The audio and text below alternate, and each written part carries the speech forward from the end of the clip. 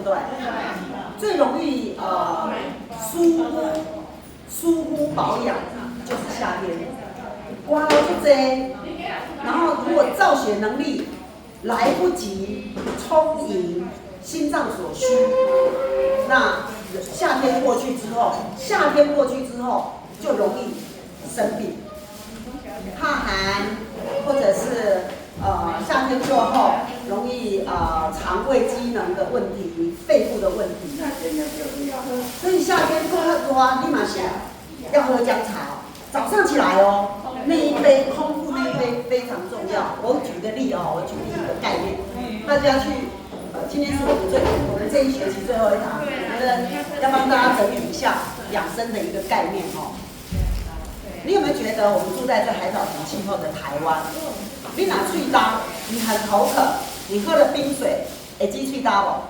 会积喙焦哦，累积喙焦哦。你如果今天在北欧下雪哦，为什么他们那边的人下雪还在喝冰水？知影原因无？北欧哦，你讲我奇怪，你寒天寒到要死啊！咱拢我们亚洲人，咱台湾人拢摕一个保温杯，随时拢要讨烧水，是安怎因的人来拢啉冰水啊？你会不明白。他身体比较好。他身体怎样？比较好。比较好。湿气没那么重。不是，但他们适合那里的环境气候。不是，阴阳，不管任何的人事物，都是阴阳的一个相对阴阳相对论。所以在很冷的地方、下雪的地方、干燥的地方，要止渴，一定要喝冰的，但是不是喝下去哦。因为啉冰水，不是参像咱咧啉烧水安尼、温水安尼啉哦，不是哦，它只是漱口而已，只是在口腔。所以我举个例哦，假如在我们这边这个情况，有很多人你睡不着，你困袂去，暗时拢困袂去，但是你去有医生给你把脉，你的心火伤大，心火过旺，心火过旺看喙齿，你喙齿伊给你看一下，喙齿按啷才会看一下。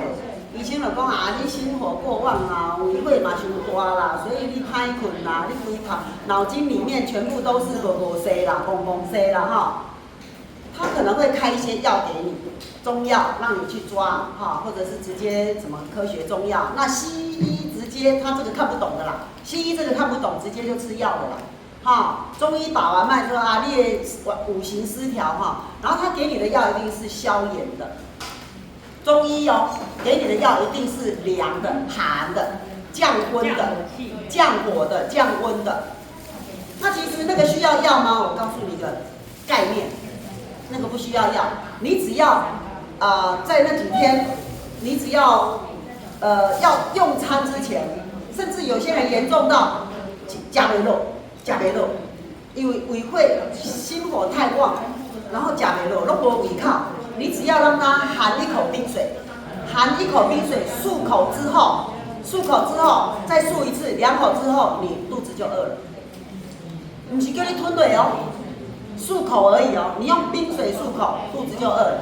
如果你若是困袂去，晚上拢安尼冰来冰去困袂去，火气足大的，白天你吃不下，热到吃不下，像中暑这样热到都吃不下，你要用冰水漱口。但是不是让你吞下去哦，冰水漱口。所以你看北欧的人，他们随时餐厅一样就是给你一杯冰水，他不是让你喝下去哦。不懂的人讲因这人就用的拢食冰水呢，你就对人安尼无因安尼，因会使，咱嘛会使，无你就对人来啉。食饭前你安尼真正甲啉落，你的身体呢胃怎寒起来？你物件食落怎袂消化？你没有接受那个解释你唔知你叫人一杯冰水，你想讲人拢大家桌顶拢一杯冰水，可能就是要互啉的吧，你就甲杀来啉，唔是要互你啉的啦，要互你开鼻、开胃，用冰水漱口，含着冰水加起来含着，莫讲话，用餐前莫讲话，冰水含着，差不多30秒至1分钟。然后那个冰水已经没有那么冰了，没有那么冰，有一点你的口腔的温度已经帮它降那个冰的，已经融化那个冰的感觉了，你再慢慢的吞下去，你就可以比呀。你这一餐用餐你就会很愉快，你这一餐用餐都袂安尼食袂落，啊你嘛袂肚气，那你也不会胸口闷，你也不会想要吃不下的问题，就没有这个问题了。原因是啥？哈，降温。所以在很冷的地方，就寒的地方，如果要止渴，第一口要冰的，不是喝很快哦，冰的，然后让它在口腔里面降这个不会那么冰的时候再吞下去。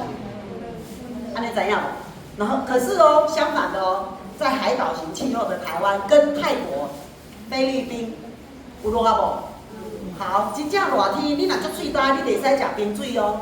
你若食冰水吼，你愈食愈喙干，安怎食就袂止喙干，安怎食你拢袂止喙干。原因是啥？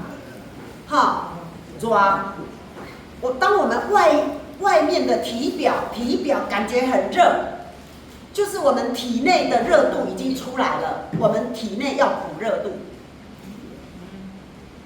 你的热度已经出来，你阁无甲补热度，伊哪有物件通好，你热度一直出来啊？到时会变完去，变完去安怎会虚？人会虚脱，因为血造不出来。好，人体怕寒，当人体有过度寒的时候，血液造不出来，袂赴心中用啦。来不及给心脏用，来不及，所以肝机能造血储存血液，也需要暖度。所以你所食的物件爱有胃帮助你消化，消化完之后，它要储存到肝脏成为肝糖，来让你今天晚上在睡觉的时候，它会帮，所以肝脏是调达器官，还有印象吗？调达什么意思？调达的是。你每天晚上按照时间这样睡觉，你都唔好熬夜啦，这样会健康。光走位这样会有用，尽量唔好熬夜了。就是时间到了，你就要躺平，让肝脏呢开始帮你数算。嘿，今仔日长做的血送出去啊，对无？送去你的卫生巾心脏，互你去心脏当帮扶，甲你拍卫生巾啊暗时困爱搁回来哦，军队拢爱搁转来，伊还搁夹算盘，还搁调达。伊还甲算盘算讲你今仔日回来多少血小板，回来多少那个白血球，回来多少血液，回来多少红血球，伊拢甲你算好你今仔日这个军队有照时间转来，好，明仔载赶快再搁互你出去。80天之前制造的红血球，今仔日到期啊，今仔日这拢爱换吸血啊，爱死亡，然后新的血液能够走回你，每80天，我们的血液组成是这样3个组成，一个是红血球，它的寿命80天到120天，唔好和超过120天。如果你的肝机能不好的人，它会超过120天。然后120天的红血球叫做老化的红血球，然后再来就是白血球，白血球的寿命1个礼拜就是7天，血小板的寿命1天而已，1天而已。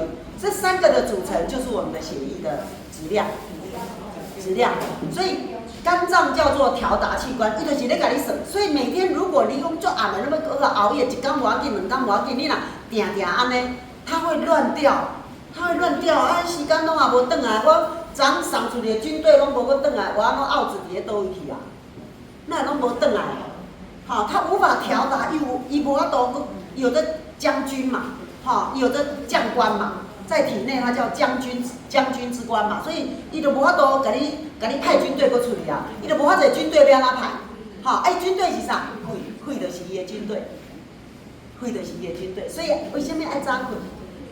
爱困得饱，困若无饱肝脏会很穷，你无军队通好排啊，所以调达也没用啊，没东西给它调达，所以伊嘛是算盘，肝脏就是体内的算盘，伊足够精算的。一天要造多少血液，伊拢知，你免算，伊拢甲你算好。所以晚上不睡觉的人或者晚上会那个很容易爱熬夜的人晚上不睡觉的那个肝脏机能伊就无能力啦。伊无军队通会用啊，伊是要安怎排？将军嘛无效啊。我就是你给他叫将军，我是空的，空的啊，我是空的将军啊，没有用啊，没有兵，没有兵啊，了解吗？所以肝脏呢是调达器官，也就是算盘器官，也叫做将军之官，艺术的是安呢，好，所以夏天我刚刚是要讲夏天为什么我们需要保持体内的热能，好，想让咱人会发烧，为什么会发烧？发烧就是体内寒到了，五脏寒到啊，寒到呢，免疫系统就起来讲，我一定要打赢，我要用烧来击败你，我要烧来击败你，所以唔好发烧，千万唔好食药啊啦，千万唔好食药啊。我们从小对不对就被教导。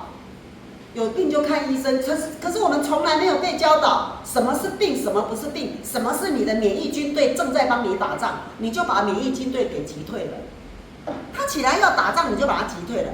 他起来打仗让你流鼻水，你就用那个药物把它压下去，说，免疫军队啊，你免插我哈，我药啊好压哈，你卖干哈。发烧就是体内寒了，你内底一块冰角伫个啊。体内一个冰角，所以你的免疫军队就聪明的哦。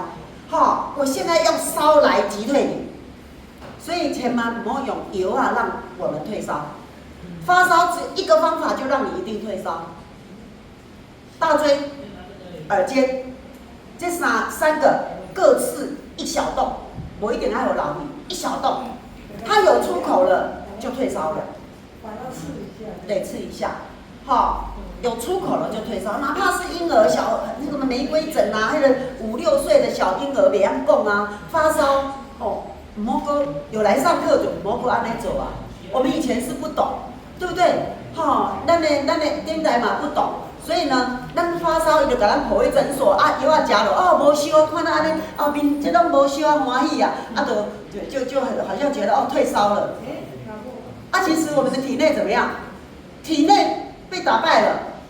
假如像你所说的，这样不会烧了，差不多过中午之后又再烧起来，再吃一次啊，再吃一次啊，它有出口了，你知道吗？所以当发烧，你吃了药，就在告诉你免疫细胞、免疫军队说，我不需要你，我把你打败了。免疫军队啊，退到后面去吧，了解我意思吗？所以为什么很多什么红斑性狼疮啊，或者是很多什么紫斑症啊，或者免疫系统失调的疾病啊，什么荨麻疹啊、带状疱疹啊，这都不是生出来就有的呢，不是咱伫咧阿姨仔生出来就有的呢。为什么长大之后会有这些毛病？因为药啊食伤济嘛，你感冒嘛，甲食药啊嘛，你发烧嘛，甲食药啊嘛，逐项拢甲食药啊嘛。你身体的免疫军队就都还无效去啊！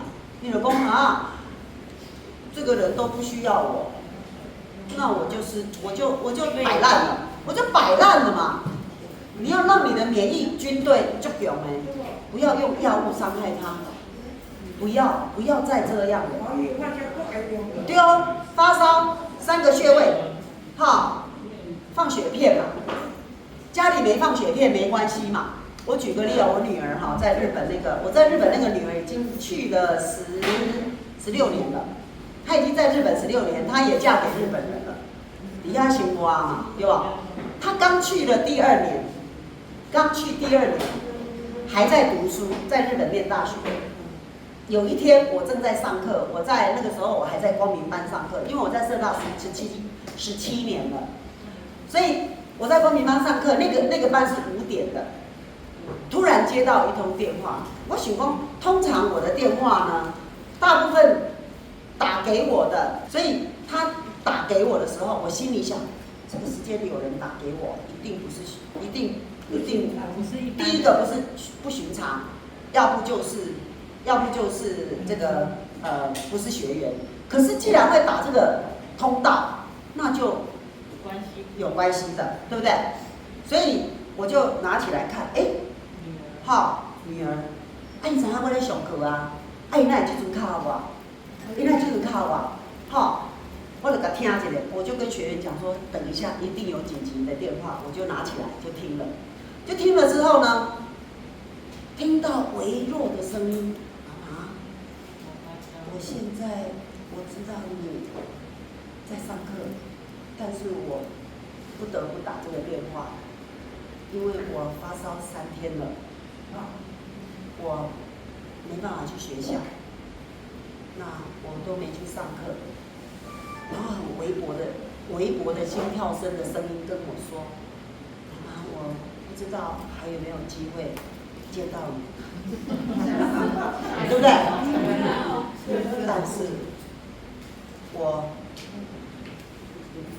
拿起这个电话要告诉你，我3天没吃东西了，我也没办法出去，因为他住在不算宿舍，算外面租房子的外面，他在念大学，在日本念大学。然后我就说好，你别紧张，你为什么发烧？你有没有喉咙痛？他说有，喉咙痛痛的。我说好，你现在呢做一件事，妈妈的课本拿出来，第39页，就这样哦。我在上课哦，那个时候光明班5点的哦。我说妈妈课本还在吗？他说在。我说你去拿，你翻开那一本啊，那个是社大刚开始的第一，不是这一本，不是这一本，你不用翻39页那一本。我说你打开39页，因为我为什么印象那么深刻？因为我在跟他对话那10几年前那个对话还在我脑海里。我说你翻开39页，那你现在有没有缝衣针？好，那你拿个缝衣针，你的那个你是用电的炉，那你有没有那个可以打火的炉？哈，他说有。好，那你就去在那个炉里面呢，你把那个缝衣针去烧一下，烧到红，然后退掉，那个红退掉了，那对红退掉了，那个时候我没有酒精嘛，就只能用这样。我说你就大椎，我就当场，同学也都在场啊。我说你现在看着那个摸大椎，啊，你39页，你看大椎你刺一个洞，啊，耳尖你也刺一个洞，你看着图，就这样刺一个洞，2个耳尖刺一个洞，然后大椎刺一个洞，总共3个洞。刺完之后，跟他说你电话不要挂断，好，那你现在当场告诉我，哈，你刺了没？他说我刺了，好，妈妈，我现在感觉我身体在发汗了，不到1分钟啊，发汗了。我说好，发汗了你就开始退烧了。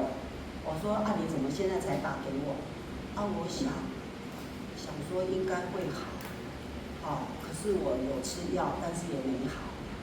好，我说好，这样子就不用再吃药。啊，你喉咙痛，他说他后面讲，妈妈，我现在肚子好饿。我说我也没办法去煮给你吃，好，那你有没有米？他说我也没有米的。我说那你现在想，等一下你喝杯水，然后再去买米，然后去煮一些稀饭，啊，你最想吃的应该就是稀饭。他说对，然后他真的就想尽办法到外面去，因为开始退烧，我叫他还是穿多一点，然后去买米。我说明天稍微有体力，你去超市买柠檬，买几颗柠檬，煮柠檬皮煮水，煮20分钟，哈，几颗。他隔天跟我说，柠檬好贵哦，哈，1颗柠檬换算台币8几块，哈，我说你还是要买，因为日本柠檬很贵，我说你还是要买，好，他就买了3颗柠檬，好，台币3百几块，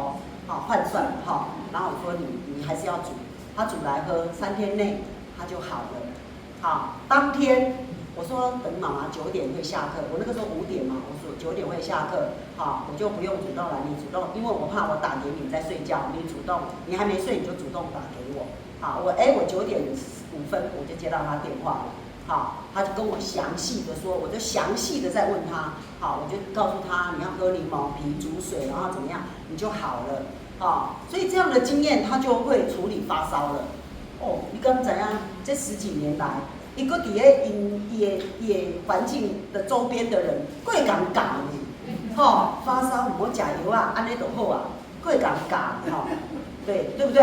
哦，我这样就传承了，这样子无意之间嘛，有时啊，咱的囡仔，吼，不一定我们都教得到，各位同不同意？你现在在学经络，你回去转达，你回去就想要甲你的周边，你所身边最亲爱的人，你想要甲伊讲，你无一定有机会哦。就像我的囡仔，对无？我想要甲伊教，我嘛无一定有机会啊。第一点，因足无用的，要见着面吼，敢若袂是陌生人呢。为什么呢？透早就出去啊，暗时咱咧困啊，伊转来啊，所以有时要见面机会都没有那么多有时间。所以你知道吗？反而我们在上课的同学们，你有感觉咱比亲人搁较亲的，因为有机会至少一个礼拜两个小时，足2个小时，咱会使见面嘛，对不？可是你看恁家的囡仔有安尼时间无？我跟你讲哦，无哦，真的没有哦。吼，莫讲啥，我敢若到阮台湾这个查某囡仔吼，这个查某囝，台湾这个查某囝，明明就是咱的查某囝就是伫咧台湾嘛，对无？一礼拜要甲伊讲话吼，嘛足无简单呢，足无简单呢，因为伊足无用的啊。伊连伊甲你讲，妈，我明天早上3点要起床。我说啊，那么早，没办法，那个案子太复杂了，我要去支援。吼，然后甲他说，妈，我到了半夜1点我才结束，哦，这个案子太难了。把我常常安尼呢，啊，我们就会想，伊拢无困，我爱甲吵，伊拢无困了，尽量我爱甲吵，啊就越来越是这样子。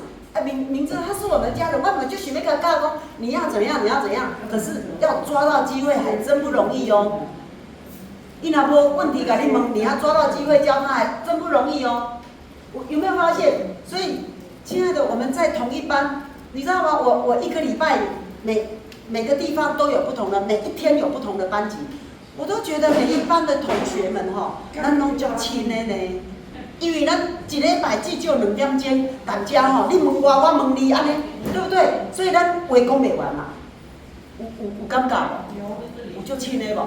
足亲的呢。所以我咧讲啥，你听着啊，你听入去啊。我要甲我的功夫紧甲恁讲，你嘛有听着啊。啊，我要甲共款遮的功夫，要紧甲我查某囝讲，伊听袂着啊，伊无时间听啊，伊甲我无共年岁啊，对无？我退休啊，伊当咧拍拼啊。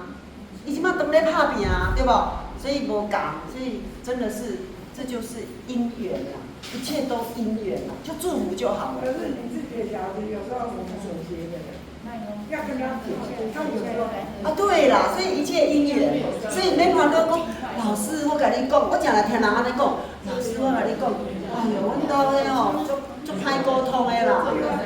我甲你讲，我吼，我都人别人同学拢会叫我甲伊考，甲伊拍衫，甲伊处理，甲伊放血。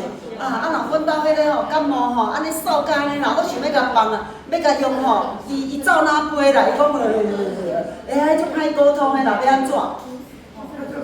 因缘未到嘛，对不？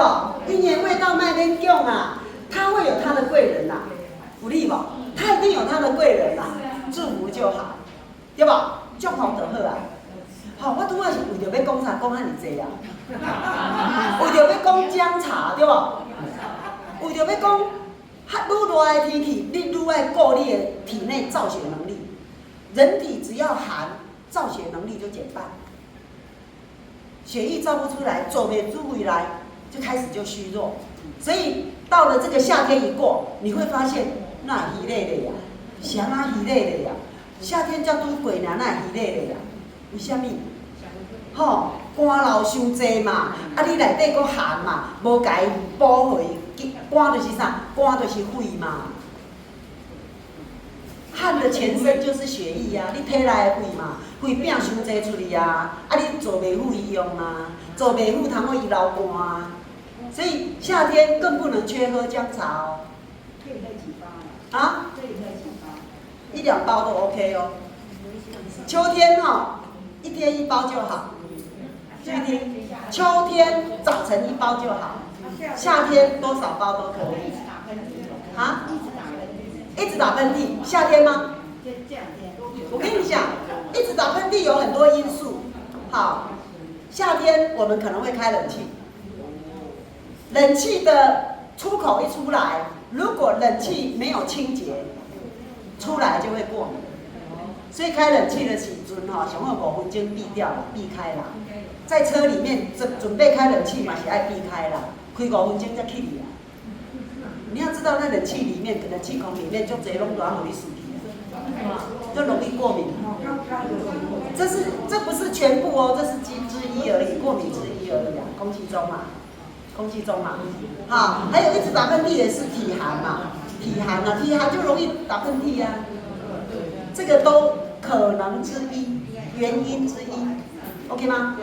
好，我们今天一定要来进入我们的真正要帮大家这个学习整理我们德哥等一下要教大家在脖子怎么拨筋，那我要教大家，我先教大家呢，在我们内脏，你知道我们的内脏锁骨的意思是什么？来摸一下自己的锁骨。这个锁骨的意思，当你看一个人的脖子，当你这样正看一个人的脖子比例不对的时候，他内脏是发炎的。当你看到一个人的脖子比例不对的时候，比例是什么？脖子袂使粗，袂使尖。当你脖子肿、粗、短没关系。当你脖子肿，就代表你的内脏是发炎的。内脏是发炎的。好，你看一下旁边的人比例对不对？内脏是发炎的。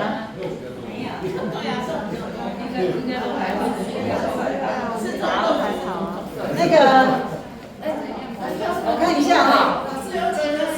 对，他的甲状腺，他有甲状腺状况，你有甲状腺，来我看一下对，他那里甲状腺的蝴蝶结，我看一下，这还好。哎呀，你上课还是有差啦不错了来，我要看脖子，就是说要看你的睡眠品质。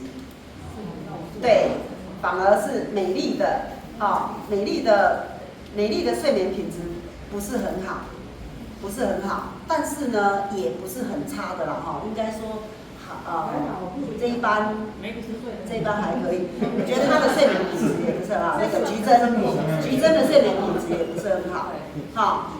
你的口罩后面那个淑春，你的口罩拿起来我看一下。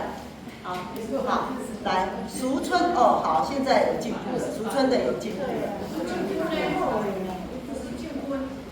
俊坤，我看一下俊坤，看不到俊坤。对，俊坤的也是稍微粗，所以这个脖子人是看一个比例啦，不是说外粗没牛啦，不是量的啦当你看过去，他的脖子没有线条，就是没有线条，就代表他睡眠品质不是很好，他的也是他的你的一点点，就是没有线条，也就是他的脖子比例来说，我们这一班我看起来都还好，所以来我看一下那个班长的现在有进步了，以前班长以前是不行的，现在有进步了。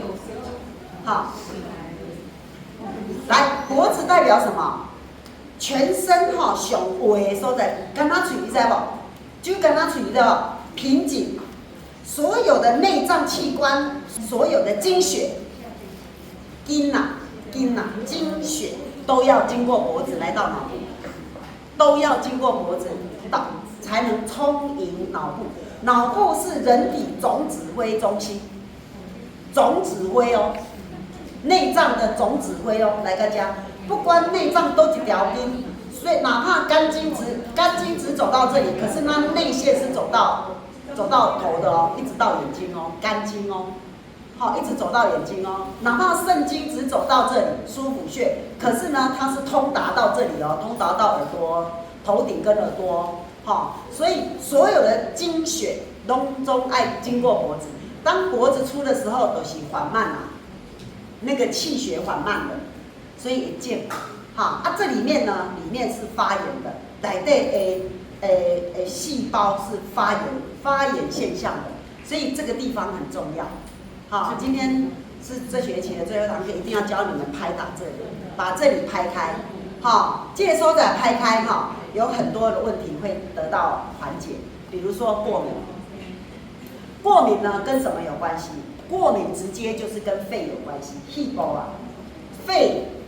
肺部呢主皮毛，当肺无法升降，像升降梯一样，肺没有能力速降的时候，宣发，宣就是往上，发就是往外，宣就是往上嘛，就是当空气一进来的时候，当我们食物的气、氧气、元气能够充盈到肺部的时候，我们就有办法呢，把所有的氧气往头部输送，才不会脑部缺氧。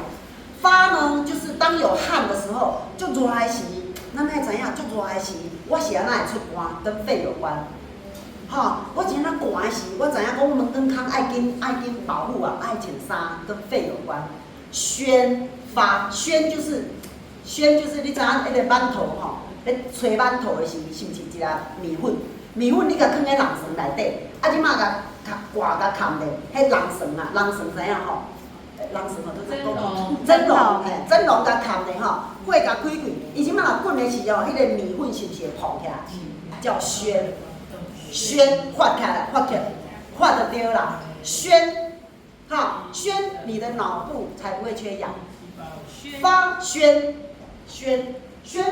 布的宣，宣布的宣。肺部的功能有宣、发我嘛袂记安怎写，我会晓你写。宣发，然后速、降。速降，宣，就是把氧气往上送，往外送。往外呢，就是靠毛孔。热了要知道流汗，冷了要知道穿衣服，叫做肺的功能哦。发，然后速呢，速就是把所有的营养吃进来的要收进来，给五脏收纳。五脏哦，不是给六腑，给五脏收纳。五脏才是人体器官的主人，所以收纳速嘛，速就是收纳，降就是排出去。如果容易便秘的人，你吃了益生酶，肠子都还是顿顿，吃了益生酶你都觉得，老师我吃了益生酶，我吃3颗，排便还不是很如意呢，排便还是觉得没什么力呢，跟肺有关，肺部无力嘛，肺无力，你食搁较济的酵素嘛无效。肺部就是降嘛，肺无力只吃什么益生酶啦，只吃什么酵素啦都有限。如果你连吃酵素都没效，排便都还是觉得顿顿，吃又有吃很多。饭也吃很多，菜也吃很多，可是排便就顿顿，肺部无力，肺无力就无法降嘛，无法降，大肠接不到讯号，所以排便就无力。这个要什么？这个要让肺部强化肺功能，强化肺的功能。你们现在把大拇指伸出来放在桌上，我教你们。左手对，左右手都放桌上。对，举起来，安尼抓。你知影无？这个是啥？有痰。有痰，而且这个痰，这个痰在那个表面的，来，你看，这个叫做什么？湿气。来，这个袂使定哦。这个袂使定，唔好想讲，老师。这个人讲，这个是毋是高高定定，就是较好徛，较有钱啊？这个毋是高高定定，讲这个人较会存钱啊，大头家是拢定定。我甲你讲，大头家拢暗困，为着拼事业拢无时间困，无时间休困，搁安怎呢？搁爱甲迄个爱食薰的人斗阵，搁爱食酒的人斗阵，搁爱应酬。所以你看，足侪大头家即个拢定的，所以大头家痰拢足侪。痰嘛，气部拢咳，咳袂出来，就靠啥？靠药啊。即个袂使定，即个爱软，看无？即个爱软，即个。来，我甲你摸一个来，我摸一下你这边你看，我们的肺是这样左肺有2片，右肺有3片，左肺有2片，右肺有3片。肺呢就像蜂巢一样，当我们吸气的时候，肺部的那个蜂巢窝要膨胀。吸空气的时候，吸进来的时候，当你吐气的时候，那个蜂巢窝要皱皱的，知道不？提出来嘛，爱收皱的回来。当你又吸气的时候，那个蜂巢窝要收纳膨胀。所以呢，你的肺部呢，来你先，你他们好多，你气气来无啥肺部气来无啥来，我气来，你看你这个都有。梁毅，我现在都要教你们，来，你也是。来，什么感觉？当我摸到有整块硬硬的，我们这里有一条筋，每一个人多少都会有一点深度的弹性雄的啦，都没有是不可能，最较少啦。当你摸到这个里面，这一条筋是建起来，叫一条筋对吧？你若把感觉到一条筋是定的，内底有痰吗？里面有痰的，定的，内底若定的，有痰吗？你若摸到这条软软，一条筋软软 ，OK， 这条叫做气筋，来气筋，肺气筋，袂使定。袂使定，所以有的大头家你就看大头家这地拢做饱的你家问看卖，直哭哭你就知影伊暗时困怣怣叫，你知无？怣怣叫啊，因为安那气筋无通嘛，容易打呼嘛，知道然后这个定的嘛，所以呢，他接触的环境都是在污染他的。你安怎走嘞？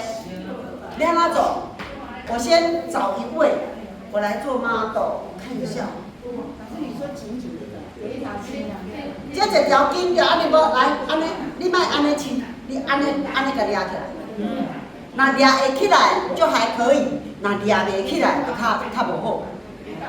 有的人抓袂起来对无？抓袂起来就伤定啊。这样抓起来，这条安尼，你看我安尼抓起来。安尼抓起来，抓会起来就轻微，内底迄条若定的，硬的，然后健的就不好了，爱嫩，我来找一位，你惊惊俊坤来，这个老师，俊坤来，咱们先见。奇怪啦，我若拍俊坤，恁拢做欢喜。我拍俊坤，恁拢做欢喜。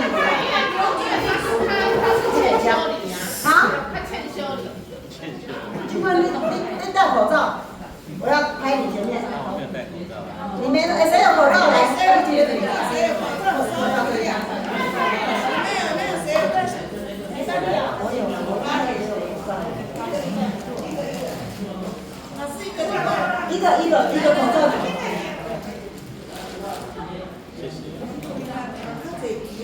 为什么我要让他戴口罩？因为我要拍前面，我要跟他拍前面。在拍的时候他会痛，他一痛他会哀，的时候我不要禁止他哀，继续让他哀。然后呢，他戴口罩，我也戴口罩，互相怎么样保护怎么样？大声一点。当然了，好可以哈。因为你有隐扎条吗？有没有带？有用你的，有隐扎条用自己的。好，先看我怎么拍俊坤，然后等一下你们就可以互相拍。为什么？很快，我要隐扎条拍的，不是拍的。拍一边，2分钟以内，有紧无？2分钟就好了，就得救了。2分钟尔，得救。2分钟就好。好，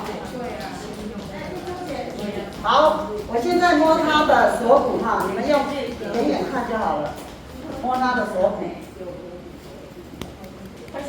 对，锁骨这条。你们远远看，李俊坤哈，他的脖子我们会说他的脖子短，不是哦，他的脖子是有比他的比例还粗一点。啊，拍这里，来拍这里哦，不是拍他的锁骨哦，你看我的手要摸住锁骨，我的手要摸住锁骨，因为不要让锁骨受伤，听清楚哦，不能拍到锁骨，拍到锁骨会受伤，所以我的手一定要保护他的锁骨，就这样拍。你们注意数哈，看我拍几秒钟或几分钟哈。对，2分钟以内哈，它就出痧，有没有看到？有没有看到出痧了？碰起头了，黑色的。哦，好快很多。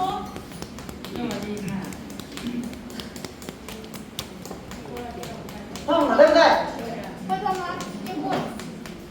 就是说不要理你的。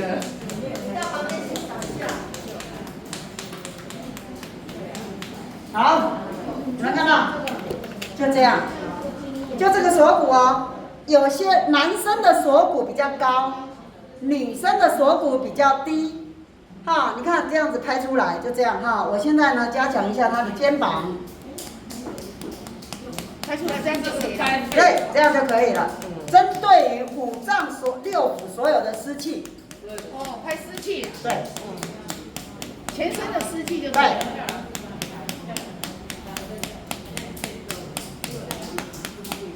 当我们，你知道这个锁骨是什么意思吗？锁骨的意思就是保护内脏的，所有的内脏都在这个锁骨以下，被保护住，叫锁骨。好，所以这个锁骨呢，这个上来要通脖子的这个位置是集中点，5脏6腑的集中点都在这两边。所以我这样子，你看哦，1分钟以上而已，我没有超过2分钟就被我拍出来了，非常的快。假如俊坤，你愿意脱衣服吗？脱起来了，没关系的。再过来我一样快哦。老师会给你用。好，看一下哈。来，我现在呢，脱一下他那个，来，中府云门哈，你看这个所在拍安尼啊哈，中府云门，把它拍开。锁骨在这里哦，袂使拍的锁骨哦，中府云门，对。是昂回来呀。中府云门我拍几下，1分钟，1分钟就够了。红了。红有出来了。对啊。1分钟。它有出那边对啊。对啊，然后这边黑的已经出来了。上次他没拍了。很痛吗？上次我们有拍过啊。假如，对啊，你帮我们拍的啊。有啊，他碰了眼手拍的。好，大家听个重点哦。假如咳嗽，咳到安尼，敢若吃药也没用，已经咳到不行啊哈，很严重的咳嗽，一定要可以这样判诊。你摸它这个地方一定是肿的，中府云门一点见哎。这样的情况，我再讲一次，咳嗽很严重，已经咳1个礼拜或2个礼拜都不会好，连吃药也没好，代表这个所在肿的啊。这个肿的你再吃药也是不会好，只能怎样？要点滴，也是不会好，只能怎样？把这里拍开或刮开，不要而已。免药啊就好去啊，这个地方。好，中府云门哦，然后呢，不止拍这里，还要拍哪里？这里哦，这个拍这里，加。但是俊坤他没有咳嗽嘛，对不对？我刚刚有摸出他这里肺部里面支气管里面有很多的黏痰，我给它拍出来，今天也假，咱拍就知啊。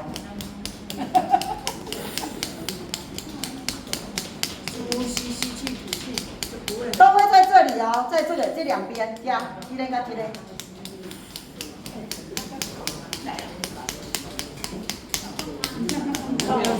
上面出来了。啊，对啊，上面出来了。大概1分钟。上面的出来了。大概1分钟哈。最近呢又在流行 COVID-19， 对不对？对。好，把自己呢体能提升 ，COVID-19 不会领到你。了解我意思吗？提升我们的体能，这要3点，然后另外一边也是1、2、3这3点，要增加睡眠，一定要有好的睡眠。你若是一个足歹困的人，真的很难睡的人，这个爱挂几啊哦。这个哦，注意看哦，很难睡的人，这个一定爱挂几。回去会很好睡哦。对，这个要刮开。随便一刮就怎么会这样子？如果你一直躺下去，翻来覆去都睡不着，不要做其他的，也不要吃安眠药。来上这个课还吃安眠药，你简直就是在拆我的招牌。来上课还吃安眠药，真的是。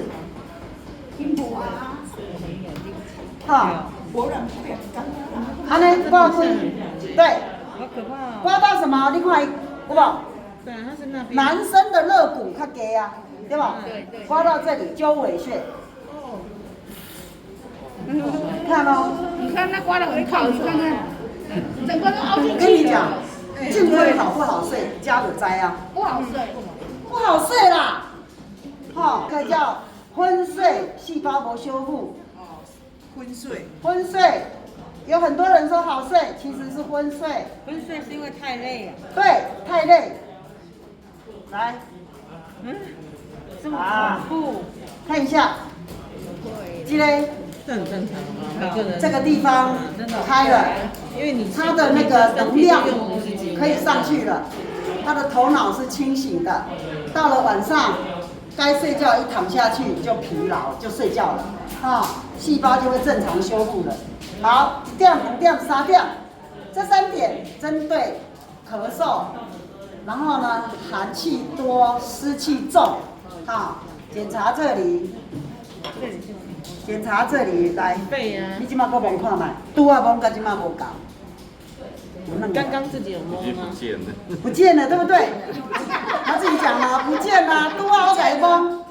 我刚刚摸这里颠的，扭袂起来，今麦这个软小小，看一下软了。刚刚做这3点，这3个点这里软了。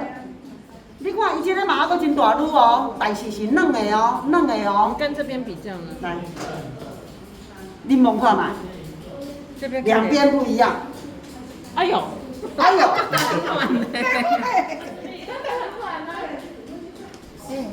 有没有不一样？等一下，我要先一个一个摸。你要这样明显。摸得怎样啊？你来摸摸看啊。不用摸，有哎，有没有？有。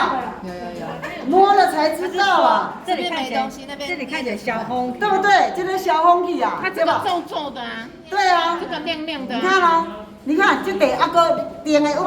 这地软小小。真的对不对？所以另外一边也要打。等一下，所以另外一边也要打。等一下摸到手。另外一边有没有人要实习？我要教大家哈。其实真正教学的目的就是你们要会，对不对？你们一定要会。来，这个保护哈，手爱安尼对吧？你爱用这手，若无就是安怎呢？你要看准，这个袂使拍掉，拍掉就好啊。你关坐较头前诶。好，师傅上场喽，袂使拍到锁骨，来。来喽。所以它是要上面一点，对，下面。上面第一个是先上面。老师给你看一下。对，碧珠姐厉害呀！厉害，出沙啊！你看，已经快出沙了。开这个地方差不多不会超过1分半钟，不会超过，一下就出来了。所以如果健康了就不会红红。对。已经出沙了。有痰就会有，有痰你先摸这里，摸这里硬，你就是有弹。哎呦，那边有出痧了，你看嘛，几秒钟，几秒钟而已。我这样摸你有没有感觉？一粒一粒的。他没感觉，已经很痛了继续拍。你看哦，已经黑了。这个拍过之后，如果这一堂课你都有被拍过之后，这个要别人做哦，你没办法自己做。所以我们来上课是不是要互相？老师这样可以了吗？可以了，几秒钟嘛。再来这里哈，很大力耶。好，再来这里。这里不要吗？家里面建立伤是这边，这边，然后还有这边。来，建立伤下来。拍一就这样子。背都流汗。对。